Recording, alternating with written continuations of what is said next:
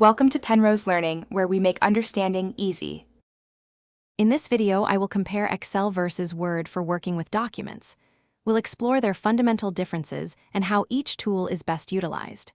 Excel is your go-to for number crunching, data analysis, and creating detailed spreadsheets.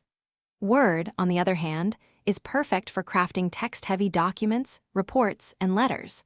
Understanding their core purposes helps you choose the right tool for your task. When it comes to data handling, Excel organizes information in a grid of cells, enabling powerful calculations with formulas and functions. Imagine tracking a budget with hundreds of entries. Excel makes this efficient. Word focuses on text flow and presentation, offering robust tools for formatting paragraphs, inserting images, and managing page breaks. It's ideal for documents requiring a polished visual layout.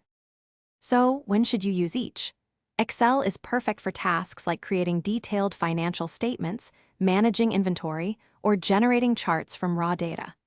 Think of any scenario needing calculations or data visualization.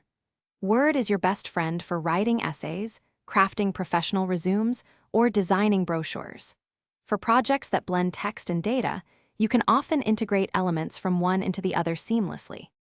Both Excel and Word offer excellent collaboration features, allowing multiple users to work on a document simultaneously. You can easily share your files and track changes.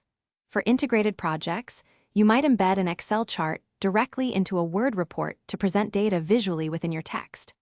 Conversely, a table created in Word can be copied into Excel for more advanced numerical manipulation. They truly complement each other.